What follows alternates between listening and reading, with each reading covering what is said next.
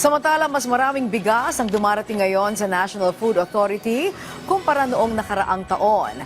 At ayon pa sa pamunuan ng pinakamalaking NFA warehouse, nagpapatuloy pa ang pagbili ng bigas at tiniyak na may sapat itong espasyo para sa kanilang supply.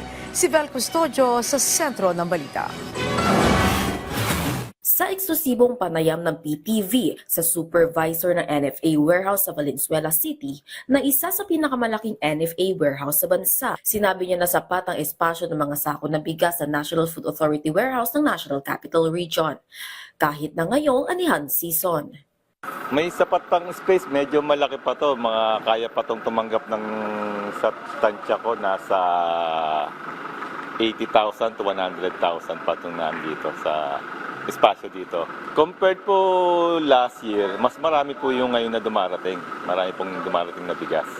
Nadatna ng PTV News Team ang pagde-deliver ng 2 trailer trucks na naglalaman ng 2,000 sako ng NFA rice mula Region 2. 70,000 bags mula Region 2 ang nakatakda pang i-deliver sa NFA warehouse sa Valenzuela City, habang 100,000 bags naman ang naka-allocate mula Region 3. Marami pong na-procure last year na bigas. At ngayon, ongoing pa rin yung procurement ng bigas. Ano po ngayon, start po ng harvest season na ongoing po yung procurement namin sa other provinces. Umaangkat din ng bigas ang kadiwa ng Pangulo sa nasabing warehouse. Ito ang daan-daang mga sako ng bigas dito sa NFA warehouse sa Valenzuela City. Isinasakay muna ito sa conveyor machine para maikarga dito sa truck ng kadiwa ng Pangulo na magdadala naman sa DAFTI para i-transport sa iba't ibang kadiwa ng Pangulo centers. Regular pong nagwi-withdraw po yung kadiwa sa amin dito.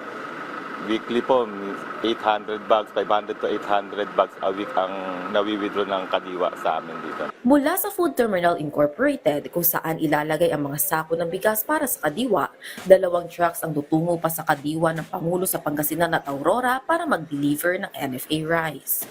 Maaaring mag-request ang local government unit sa Food Terminal Incorporated o FTI kung kinakailangan pa ng karagdagang supply.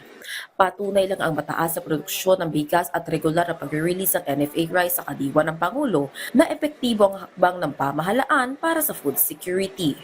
Vel Custodio para sa Pambansang TV sa Bagong Pilipinas.